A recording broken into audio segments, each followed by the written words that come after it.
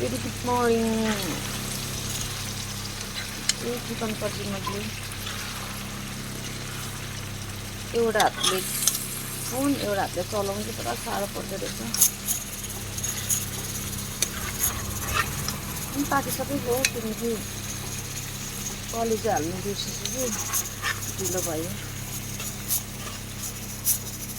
रातो रङ त्यस्तो म युज चाहिँ गर्दिनँ, कतिवटा त्यो क्यामेरा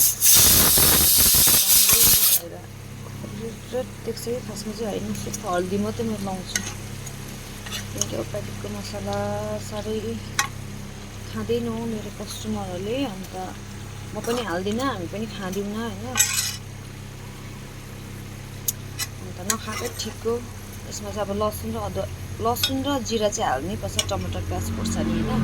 अदुवा पनि हाल्दिनँ किनकि अदुवा पनि कतिको अब पाइल्सहरूले गर्दा हो, खुट्टा दुख्नेले गर्दा चाहिँ हाल्दिनँ।